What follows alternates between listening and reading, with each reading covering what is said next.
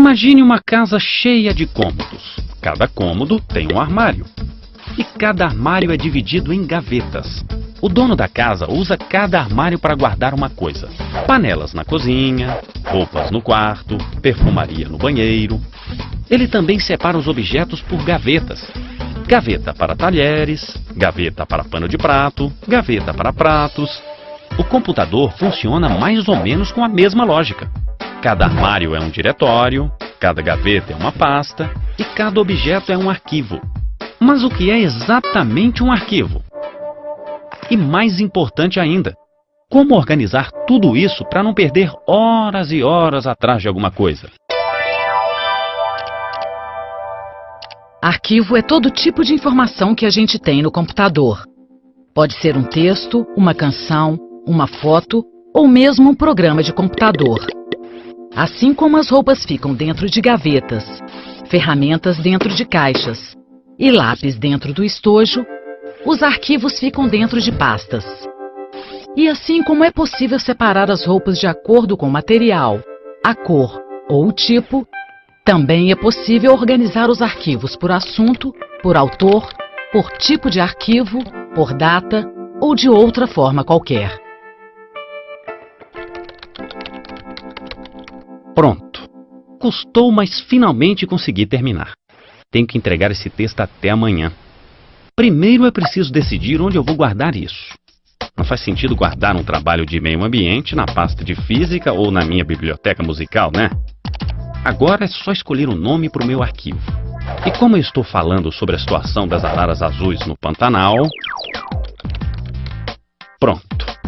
O único problema é que a minha pasta de biologia tem de tudo. Matéria de jornal sobre o aquecimento global, fotos de um passeio radical que a gente fez na Serra do Cipó, um esquema sobre o corpo humano e até um vídeo sobre célula-tronco que eu achei na internet.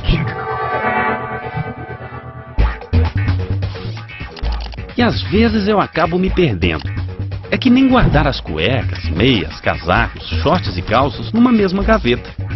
O melhor é separar uma gaveta para cada coisa. No computador é a mesma coisa. Eu posso criar outras pastas dentro da pasta de biologia.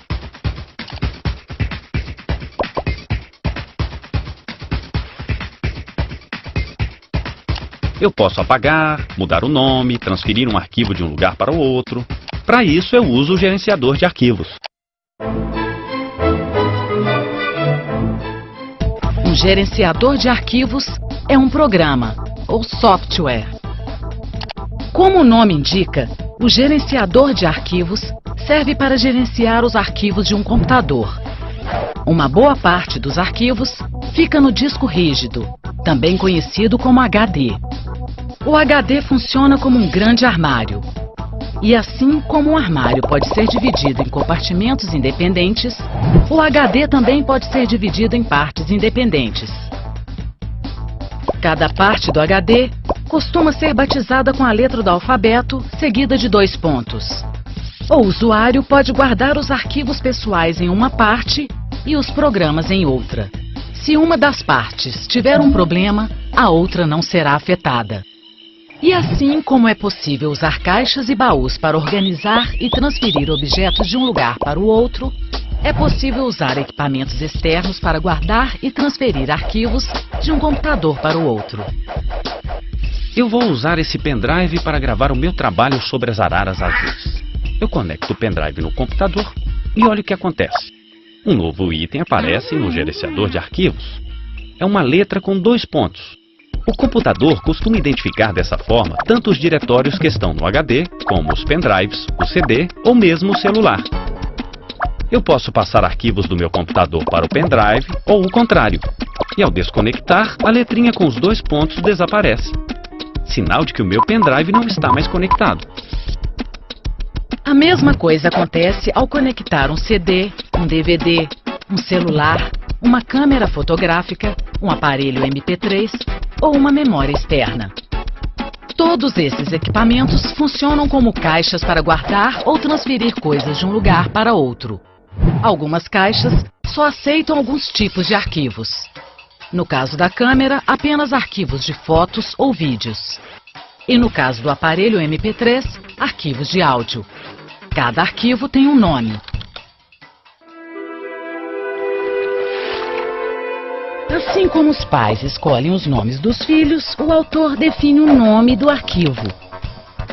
E assim como os seres humanos costumam ter um sobrenome, os arquivos costumam ter uma extensão. A extensão revela o formato deste arquivo.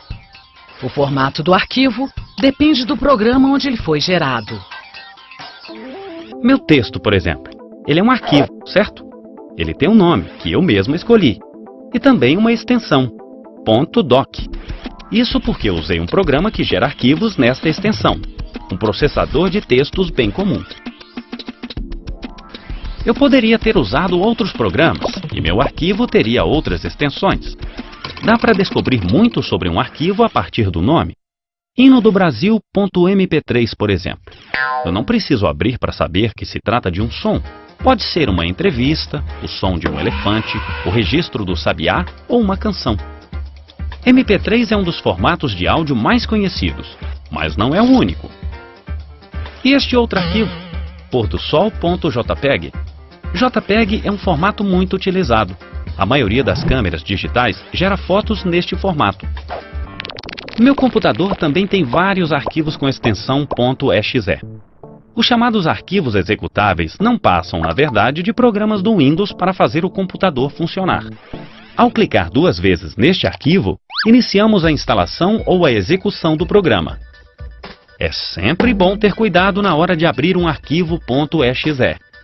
Algumas pessoas com más intenções, conhecidos como hackers, costumam utilizar este formato para introduzir programas prejudiciais nos computadores. Mas afinal de contas, para que servem essas extensões? Assim como os seres humanos usam línguas diferentes, os programas usam linguagens diferentes.